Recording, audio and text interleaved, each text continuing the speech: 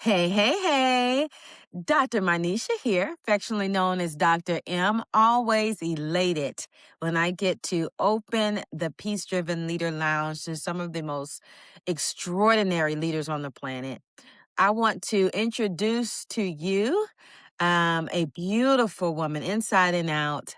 Tanya, it is an honor and a pleasure to have you in the lounge today. Thank you so very much for being Pleasure to be here. here. And you are tuning in or sitting in the virtual lounge with us from what part of the world? I am in Phoenix, Arizona, where Phoenix, it's forgetting that you are. Arizona. Oh, I bet. Yes, I've been there. Yep. I had a pleasure, actually, corporate experience. I got a random phone call and said I was one of the top producers out of all 30 schools in higher ed and sales. And they wanted me to come up and do some strategic planning in Phoenix, Arizona. I went there. It was very hot, but it was cool. It was better than I had anticipated. And I spent about 4 days on the company's dime up there eating good food and connecting and making some awesome connections. So that's pretty cool. How long you been living in Phoenix? I've been here, let's see, I think 9 years now. Oh, It seems much wow. shorter, but yeah, about 9 Yeah. years. Moved over from California, actually. All right. And you're just returning back from where now? I know we talked before you were headed out of the country. Well, Where to? I'm actually heading out now, this week, heading to Singapore. Okay. Yeah, I was just in Right. California, before when the last week I was in California, but Yeah. we're heading to Singapore, so Singapore, you have to capture some moments and share with me. I'd love to be able to see how your trip was there. Isn't it beautiful just to absolutely. travel? Oh my It is. goodness, to Yeah, enjoy the it's world. very life affirming. It is, and it gives some fresh perspective. I'm looking forward to diving into that in conversation. But before I do, I would love for you to join me in welcoming all of the people who are listening for the first time. I want to do that first. We just want to say thank you. Thank you for sharing this moment with us. I'm not sure if you found us because someone suggested or send this over to you. However, our paths crossed, I'm glad that it did. This space is sacred. This space is for leaders of leaders. And this space is for women and men who are serious about real transformation and they want to show up different. I call them the one percenters of the world. I Mhm. was listening to a leader talk about being that one in your family. That one that breaks the chains, that one that is oftentimes seen as the black sheep, but that Mhm. one that just has this huge call. And they're not called that one because they're better or they're more important. Their Mhm. call is just different and it requires a heavier weight of responsibility. And so everybody is pulling on that one. Everybody Yeah. values that one. That one just changes the atmosphere when they walk in. If that sounds like you, then guess what? You're that one. And Yes, so yes. I like to say that my calling is working with those leaders who are that one and speaking with other leaders of leaders who can connect with that reality and what it is to live with that responsibility, and how we have to love, live, and lead differently. We can't afford not to. There's eyes looking at us and 100. watching us. And Yes. so if that is you, we just want to say thank you for joining. Tune in to this conversation. Tanya has absolutely no idea what I'm going to ask her. And I have absolutely no idea what I'm going to ask her either. And that's what makes this so exciting. Yes. So Yeah. we always say that whatever is on Tanya's heart in this conversation, just trust that this is a God divine alignment. Our conversation was just on fire. Like I just felt the divinity just supreme. And so just know that God loves you so much that he sends people from all across the world to be able Yes. to send a message right to your soul that's going to penetrate you right in the season you're in so that you can hear exactly what you need to get your next step with clarity. And so, with Yes. that being said, I just want to thank you in advance, for all of the wisdom nuggets that you're going to be dropping in the conversation today. And I want to just open up the conversation with just a candid moment for you to tell us all that you've done. And we can't say all that you've done, right? We know you've done quite a lot. But just like highlight some things about you, some things you've been able to achieve over the course of your journey. Yes, yes. Well, first off, I want to say thank you so very much. Number one, for the opportunity to come in and speak with you. Absolutely. And number two, for the opportunity to speak to your audience of number ones. I think that was very powerful. I think that is amazing. I took the opportunity to listen to some of the other conversations that you've had. So very powerful. And so I'm honored to be able to be here Thank you. today and have this conversation. In terms of, it's so funny because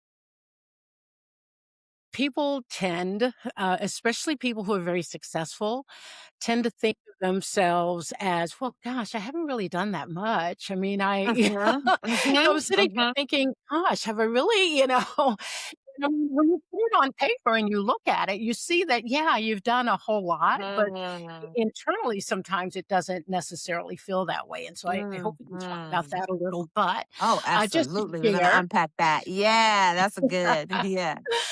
but to share a little bit of who I am and what I've done. Well, my name is Tanya Michelle, or Tanya.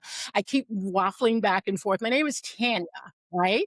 My middle name is Michelle, and so sometimes I thought, oh, it sounds really good to say Tanya Yeah, it sounds Michelle, but very fancy. I love it. Tanya Michelle. I love it. so we'll be a little fancy. I'm Tanya Michelle. And I, first and foremost, in terms of what I do, I think of myself as a transformational strategist and a strategic partner to Mm, successful women. And by successful, I mean, they have all of the trappings of success. They have the career. They may make a lot of money. They have good family life. They may have a variety of things that people looking at them will say that they are very successful. But inside, there's a little bit of misalignment. They don't quite incongruency. feel the things Yeah. on track, and Mhm, those are the mhm, women that I'm drawn to, and some men as well, mhm, that I'm drawn to, but I've come to this work over about a career after a career, I should say, of about 25 years in corporate, and focus mostly in, performance improvement, in human resources, organizational development, things of that sort, and found that it really captured what mm, I wanted to do, what I wanted to be, and who I wanted to serve. mm. I have worked in a variety of industries, in banking and finance. I've worked in entertainment. Oh, wow. I've worked in, retail. I worked in travel. Ah. Straight out corporate. So a Mm, variety of industries. I have not worked in manufacturing, and I'll talk about mhm. why that is in a moment. But and well, I'll talk about it now. Basically, because I think that there should be alignment, not just Mhm. with the job that you do, but where you do it. I think that environment is extremely important. And I'm not a manufacturing kind of girl. I know it's Yeah, important. I don't look yeah, down on it. It's not like I'm saying, yeah. ew, it's nothing like Right. that. It's not the environment Knowing who you for are. me. Yeah. Mhm. Absolutely. So I've been very, very focused about where I do what I do. But over Love those that. years, I had fell into, initially, I'll say fell into, and then it became very intentional of working with those women who they were the quiet achievers, and what I Mm, mean by that is they were the backbone of the company. mm, They were the ones who were reliable. They were the ones who, you can count on them to get stuff done, period. mhm, mhm, They were the ones who would stay late. They were the ones who'd come in early. They were the ones who, in a sense, carried the company on their back, and they got the, "Oh, that's really nice. Oh, thank you so very much. Oh, you do such a great job." But they didn't get the raises. They didn't hmm, get the promotions. they didn't get the opportunities. And so I began working with those women, those people, because that's where my heart was. And I worked with them again throughout corporate and helping them to, and I just love the fact, because it's not me. It's me being Mhm. honest. It's me Absolutely. being a vessel. I really believe that God uses me to help others Mhm. to achieve their success. And so having that opportunity to help someone go from being underserved, underseen, undervalued, Mhm. really, Yeah. Let me ask you it's this. Did you see a yeah. pattern just working with Oh, so absolutely. many women? So what are some of the key patterns that you've noticed? Well, one of the first ones is that they tend to put themselves last, so to speak. It's like the company, they're very, very loyal, right? They put Yeah, the there company you first, go. they That's what put I was the looking for. people Yep. first. Yeah. And so again, they can be counted on, but Mhm. it's always the others first, the company first.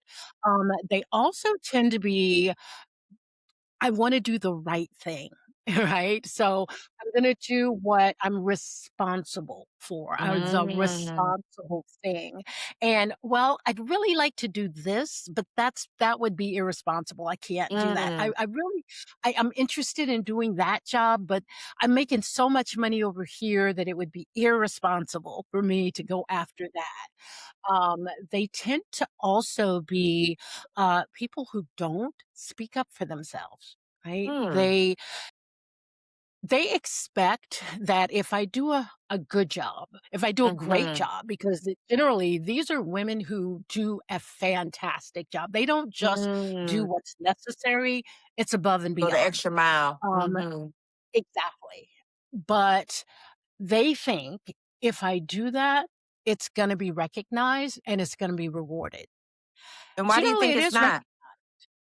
well, because a couple of reasons, and honestly, it depended on the organization. In Of some course. organizations, it was because I need this person right here. They are dependable. I know I can count on them for this. Yeah. And Nobody oh else my knows it the gosh. way they know it. So Yes. I'm gonna keep it as long as they are happy. I'm gonna keep them Wow. there. And when the Wow. women don't speak up and say, I want Wow. more, I need more, I deserve more, Wow. then I'm Mr. Boss. I'm just gonna keep them Yeah. right there because that's serving Yeah. me. Um, Exactly. Yeah. in times, it can be because the women don't speak up. Not Mhm. because I wouldn't move you, but you must be happy there. You're not saying you Right. haven't told me Haven't that you said want more, you anything. haven't asked for Right. anything else. So I'm Mhm. assuming that's exactly Yeah. where you wanna be, And it right? makes my job easier, And you being there. absolutely. Mhm. And unfortunately, in some organizations, it's because you don't look the part. And that doesn't necessarily mean it could definitely mean because you're a woman. You're not Mm. male. You don't belong in the Mm. C-suite. Right. It could be unfortunately, it could be, well, you don't quite have the right tone that we're Mm. looking for, so we're Oh, gonna wow. leave you over there. Doesn't Right. happen tons, but it does happen, and we can't Mm. sweep it under the rug and pretend it doesn't Right, happen. that's right. No, that's It real. happens. Absolutely. And in sometimes it happens because they're just simply it's good the whole company, everybody's just going through Mhm. the motions and through the Mm. motion, Oh through the my motion. gosh. Yes, the Right? And mechanics. so it's Yes. not about promotion, it's not about, "Oh, this person's really good here, let me build them up and train them, and let's have some strategy behind where people Mhm. are going to be." It's just every cog is in the place, the wheels are Mhm. turning the way they need to. Mhm. If it's not Broke broken, don't broken, fix it, don't fix it. right? Yeah. Yeah. Yeah. Wow, that is something else. And so you would come in oftentimes as a contractor to come and interrupt the pattern, shake up the nest. And did you focus more on team culture? Did you focus more on productivity? Individual productivity, personal leadership? Like, what is your jam, your sweet spot that you tend to get the best results? Well, to be perfectly honest, when the most of my career was spent inside corporate. Mm. I do consulting at this point, but most of it was Mhm. inside. And Well, so, that's the as best I one was because you get to, give consulting from the inside perspective, which is powerful. exactly, yes, and I Yeah. I considered myself an internal consultant, really. Yeah. But the thing is that I found, early on that where my focus was on the individual. Mm. Like the job, in training and development or organizational development or whatever, it's about the company, That's HR, right. it's about the company. It's not about the individual. It's about the company. Yeah, you want to get the best from the individual, but every decision and choice is made leaning Based off towards of the the organization. mhm. And I found that I'm sort of an anomaly. I I'm love sort of a weird anomalies. person. Talk to me. I love it. I don't do things like everybody else, right? So, Yes, I love it. my Differently. I love it. Different. absolutely. Yeah. And my focus was never the company. Now, don't get me wrong. It wasn't that I didn't want to support the company, and it wasn't that I didn't want to ensure that the work that I was doing was edifying the company. But Absolutely. my belief is that when you work with an individual and you build them up Mhm. and you shore them up and you train them Mm. and you motivate and inspire them and you support them and teach them and pull from them from where their gifts lie, then the Mm. organization's gonna be better. There's an Inevitable. old saying that what is it? A chain is only as strong as its weakest link, right? So for Mhm. me, my little saying was that an organization is only as strong as its weakest individual contributor. So Yeah. when I work with an individual and I work with groups of individuals and building, yes, my focus was on leadership development, team building, and then sort of overall organizational Mhm. development. But I loved working with Chain management. is only strong as weakest individual. This is Yeah, like a the virtual high organization. five moment. Yeah. Virtual high five. When I tell you this is like really like we share the same ideology.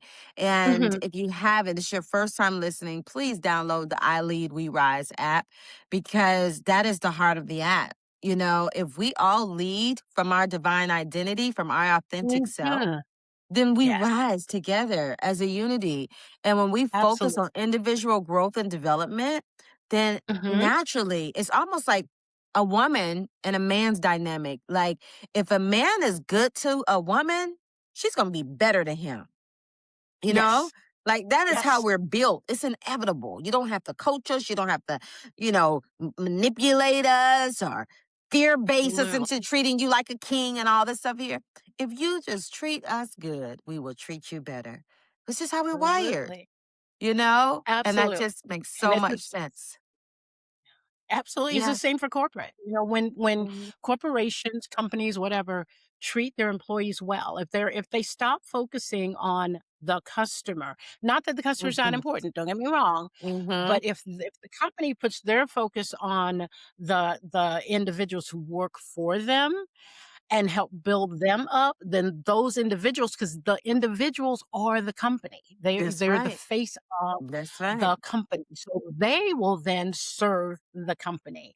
And the whole That's thing right. is that in what I just heard from you is when it comes down to competition in organizations, Mm. Mm. that's one of the Let's things that talk I about it. Let's work on talk about it. quite a We're going to bit. have this is one of these conversations that we really want to unpack when we're talking Well, about competitive spirits within the corporate culture. Let's go there. here's the deal. Competition gets you nowhere. Mm. Number 1, I would have people one of the things I didn't mention at the outset is I actually created a career center for university, an online university, and with Wow. over Oh, by the way, I 30,000 forgot to students. mention that I created a whole curriculum for university. You're doing it. And you still haven't told us the other things that you did in your introduction, but I digress. I guess we'll pull it out as we're talking. That's A incredible. little here, a little there. It's like, That's oh, let's incredible. talk. Do you remember the university? What's the name of the university Yeah, it that you was called partner with? Trident University, and it was in Awesome. Southern California. That's awesome. Actually, they had no career center. I saw an ad that they were looking for someone to create, and I Wow. just have a passion for helping people develop in their Yeah. area of career, and so went Absolutely. for it and was blessed to That's obtain awesome. the position, and serving Mhm. over 30,000 students That's and awesome, alumni and so forth. Tanya. Wow. Um, and here's the deal. It's like I would tell people, putting the resume together and what am my competition? Forget a Mhm. competition. Forget it. Mm. There is no competition. Mm. There is, You heard her. right? You There heard are her here. people out there who are capable of doing what you do. There are people Mhm. out there who have similar backgrounds than you. Mhm. There are people out there who are going for the same job, but they are not your competition. Mm. They're, yes, people who are going after, but they are not your focus. They are not anything that you need to be concerned about. Concern yourself Your with. Absolutely. Your focus should never be on competition. It should be on contribution. Right. So when you start looking at Mm. how do I contribute? What is the unique, skills, experience, knowledge, interest, Mm. gifts that I bring to the Mm. table? When you focus on that and you focus on how you've used those gifts in the past and therefore how you can use them for the organization that you're, attempting to Yes. join, that's what sets you apart. It's Wow. not about the competition. It's not about anybody else. It's I love about it. you Even contributing. And the amount of experience and achievement, I just believe that if I was to have a resume come on my desk that had this list of ways in which you can contribute, what a Mhm. powerful repositioning. Yeah, I mean, absolutely. What? listen, I just want to pause and allow the listeners to digest that because in a world that's so filled with competition, especially among women, Yes. you have now Yes. an opportunity, an advantage, even a competitive advantage to dismiss the competition and move into contribution. That is such a Absolutely. feminine energy. That's such a feminine Yeah. space to embody. Like I'm just really sitting in that truth. And Yeah. I think sometimes just in conversations, it's harder for things to land and digest because we're moving so fast, you know? So if you're listening Mhm. to this conversation, I would even admonish you to take this another step further. You know, I always give you all something to move into implementation, right? Because that's what the ones do. We don't just talk about it. We're about it, Yes. right? We be about it and Absolutely. through implementation. And one of the things that came up for me really loud is that when you have an opportunity in your evening or morning flow, I really want Mhm. you to write a list of all the things that you can contribute, you know? And Mhm. I'm even, just if you're a leader of a leader, this is going to sound really odd, but even the things that you've learned along the way that you're good at doing. Maybe you know a lot about special needs children because you had a special needs child and you've been able to raise them. Maybe you've experienced a tough time, in life and you had to go through a specific specialist and you learned a lot about a task, or maybe you learned about something specific about animals. The reason why I'm saying this and it sounds wild, and you can tell me, I would love to hear your thoughts on this, is that I believe that sometimes we pigeonhole ourselves when we just think Oh, about our yes. skills and our contribution from just in a traditional sense. Like, Mhm. how many people, what award did we get? What acknowledgement did we get? And all those things. Those things have its place and they're very impressive. But the thing too also is that you being able to write that list down on the other things that you can contribute. Maybe you walked through breast cancer. Maybe you walked closely with your mother or a relative that had it, and you know an extraordinary amount of information on something that the average person doesn't know. That is still a Yes. contribution. And I'm going to tell you why. Maybe not to be put on your resume per se, but what I'm speaking of when I think about contribution is that as a leader, do you know how much that would impact a person that's following your leadership if you could connect with them and give them Yes. resource and insight? And Yes. sometimes we don't even realize, like you said when we first started, we don't even realize that we're a reservoir of knowledge and insight and wisdom. And that is like an accelerator for trust and vulnerability. Absolutely. When you have a team and you have Absolutely. a person that's going through a tough and you're like, hey, this is what I learned about this. This is what, and you're able to like give counsel and wisdom in that area. That gives them the clarity and the inspiration they need. Has nothing to do with work, but has directly to do with work. You see what I'm Absolutely. saying? Yes. Yes, absolutely. It's that That's word you awesome. use, connection, right? Yeah. That's what work should be about. It is Yeah. connection, right? I It's love it. not about just I go in and I do some tasks and I get done with those tasks and I do some Yeah. more. No, it should be a connection to the contribution and to the Yeah. contributions that others are making. That's what brings the success. I So, sort of as you were speaking, one of the mm, things that is a big thing to me is people say, "Oh gosh, I got to work on my work-life balance." That oh my drives me goodness. crazy. Yes. It makes me angry, to be honest about it. And here's why, because there is no such thing, That's and I right. I It's a hope your fallacy. listeners will hear me. There is Yes. no such thing as work-life balance. It does Doesn't not exist. exist. Doesn't It can't exist. exist. That's You will right. never find it. That's The right. reason for that is your work is your life. That's Right? right. Work is That's part of right. life, and you That's cannot right. balance life against itself. That's You right. can That's so only good. balance something different That's against, right. and so Absolutely. because it is life, it is not about balancing it, it's about allocation.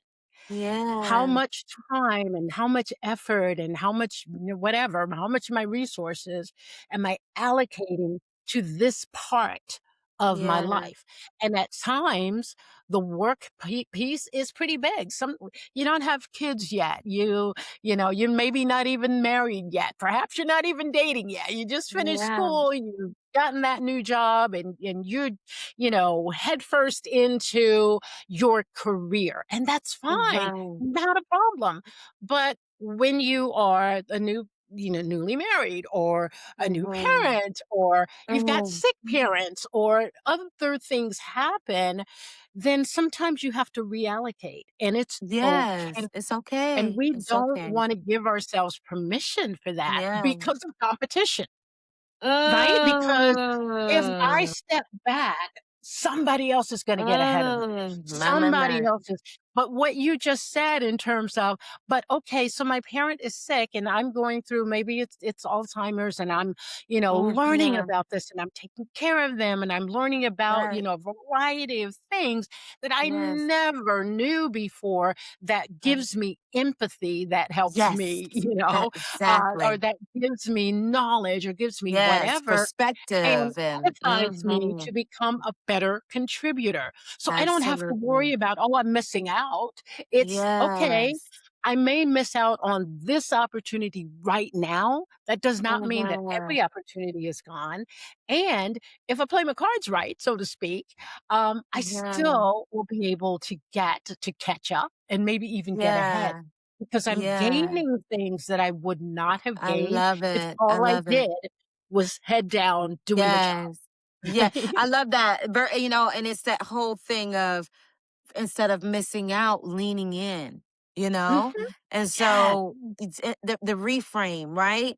Is that Yes. you're leaning in to the season you're in and you're capturing Absolutely. all of these nuggets and all of because there's messages in there, there's insight in there, there's growth in there, there's leadership nuggets in there that you would then be able to pay it forward and contribute in a different way. And I just love that so much. It actually just reminded me of a story that my mentor once told me many years ago, in essence, to your ideology that you have. And I would love for you to unpack this. And I'm going to open it with this story. And I want you to just hit the home run with your concept. But this idea is that there was a man who was a builder. He was a contractor, and he was given a job to build the church. And so Mm, he came and he was working on the church, and the kids walked by, and he said, "Hey, what are you doing?" And he said, "I'm laying bricks." And so he said, "Okay." So he walked on by. The next day, this is another person. He got the same job, right? And he said, "What are you doing?" And he says, "Oh, I'm a contractor, and I'm building a church." And it's like, mm, "Oh, okay." And then the next person comes, and this is where I really want you to unpack, because they walk by, they ask this person, "Oh, what are you building?" And he says, "I'm building a space for people to congregate mhm, together and worship the Lord in times of periods where their life, is in different seasons of life, and they can come here and commune, you know, and be able to bring back alignment to their life when they leave with more hope. I'm bringing absolutely. hope to the world." They were Mm, all doing the same thing, right? mhm, One saw it yes, just tactical, "I'm laying bricks." They all were true. The other one, "I'm building the church. I'm a mhm, contractor." True. mhm, All of it was true, but it was when you transform the identity of your work, then you no yes, longer look at it as a space of competition. And I can absolute tell you, without even knowing that man at all, that I bet you the way in which this man worked, that was building hope mm, and building a place for people to congregate and for a higher calling. I guarantee you that his work was done with more excellence, more mhm, precision, more joy, more peace. He saw things like he was just the essence of his work was higher absolutely, because he understood the contribution was bigger yes, than him. And that's what absolutely, I mean, when we first talked and you gave me this shift on work, and mhm, and how, we tend to look at work like, a 9 to 5 pay the bills. And I tell them, when I think mm, about work-life harmony, no, not yeah, that work, not work that just take care of the bill, but how do you embody that work? So where, like you said, it's your life. It's you showing up in another dimension, but it's still mhm, you. It's work. absolutely, So absolutely, share yes. with us this concept of work. Mm. Well, I love that you asked that because I think I think as children, we Mm, embrace work. We don't know that we're embracing it, but we do. As we get older and we go to school, the concept of work sort of gets taught out of us. And we get mhm. taught how to be employed. We get Mm, taught how to do a job. We get taught how to make a salary. But we're not taught to work because mm, work is connected to purpose, right? It's not just about, again, it's not just doing a series of tasks because the tasks have to be done. Now, yes, we're doing the series of tasks, but the bigger picture, which is what that third, individual had, yeah, that bigger picture, he was working on purpose. It wasn't yeah, working task. I yeah, put a brick, I put a brick, yeah, put a brick, right? It wasn't yeah, yeah, mechanical. he was laying bricks, but Yeah, that's not what he was doing. He yeah, also wasn't, "Okay, so, yeah, I'm orchestrating this and making sure this works and so forth. I'm contracting mhm, here so this mhm, church mhm, gets mhm. built." A He was job, just a probably doing job. that as Yeah, well, just a but that job. wasn't what he was doing. What he was doing Mhm. was looking at a purpose. Yeah, This I'm doing in order to serve. And that's what yes, work should be, right? It yes. is I love it. service. It is, and Yes. I believe that our work has to serve three entities, right? Hmm. Actually, four, if I'm going to be honest about it. Um, Mhm. but because work will serve What are work. the So 4 that's one of entities? the entities, right? What is But it? well, that's What's the one. One is what is work it? itself, Work. serves Okay, itself. yeah. Uh-huh, serve itself. That's one. Mhm. Makes But sense. what I believe is that and let me detour for just a second, come right back to that. Mhm. As I said, I believe that work is purpose, saying. Mhm. And I believe, now you can call me crazy, and that's okay. I'm all right with it. I believe that each and every individual on planet Earth has the exact same purpose. Every one of us. Mhm.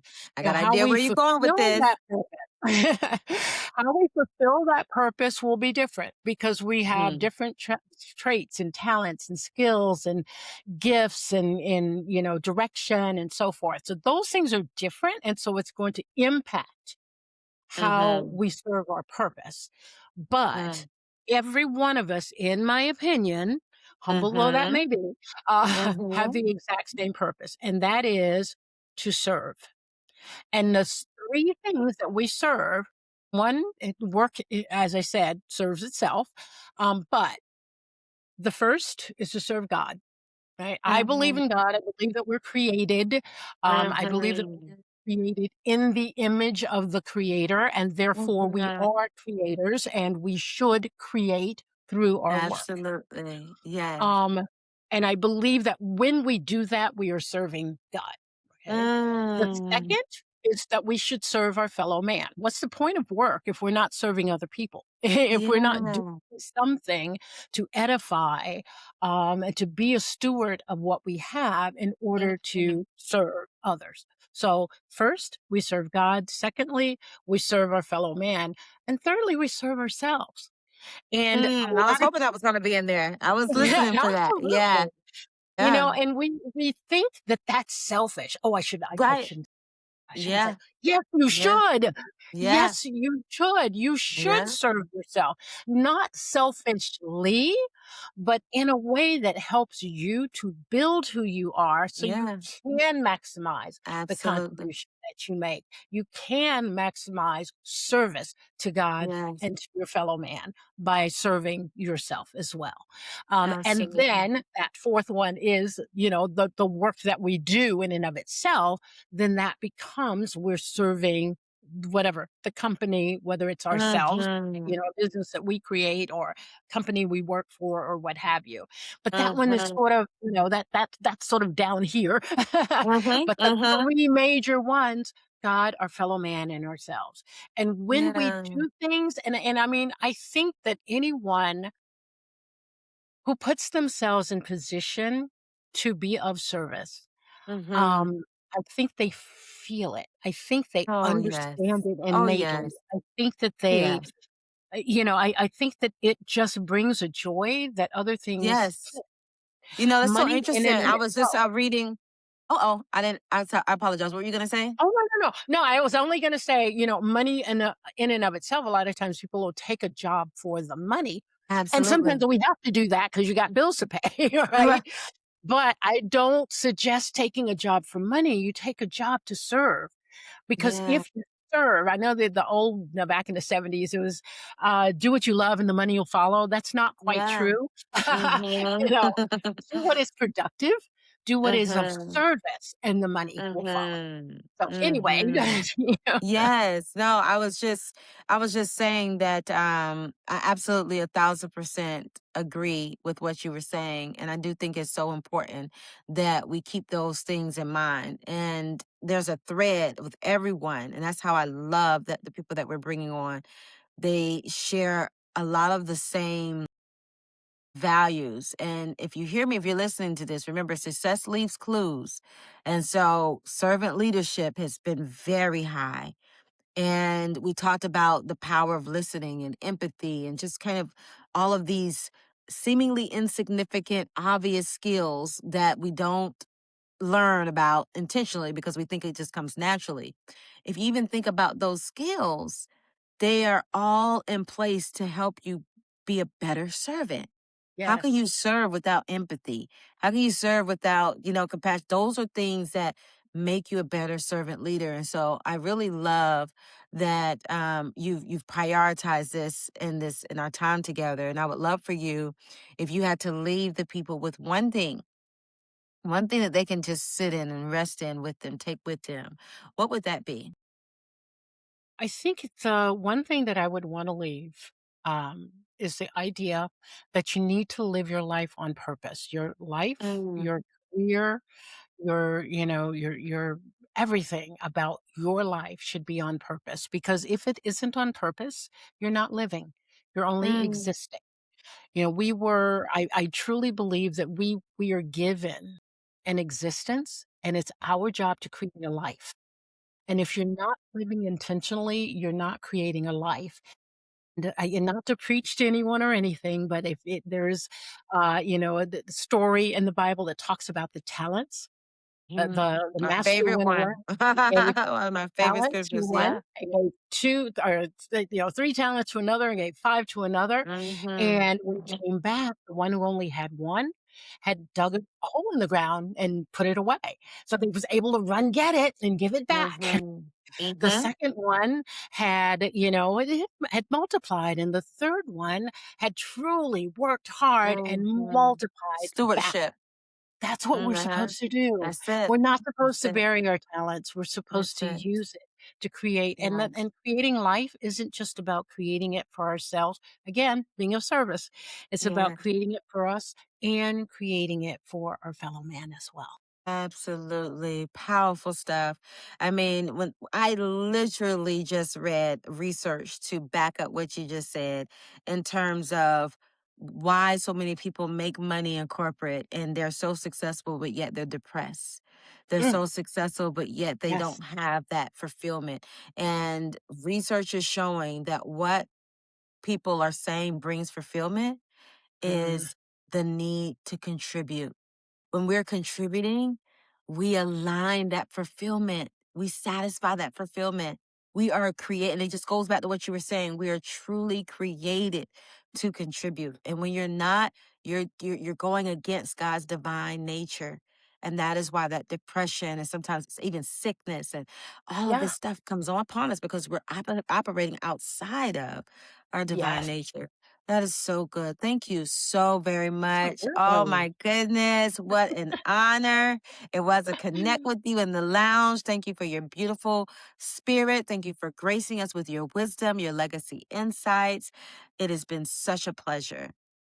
And And it's been as I my pleasure. say, oh, thank you. Before we close today, just remember it's not about how much you carry, it's about how well you carry it. And peace driven leadership, it's not something you'll find. You've heard it here multiple times. Tanya confirmed it. You'll never find it. Stop Nope. looking. You'll Nope. never find it.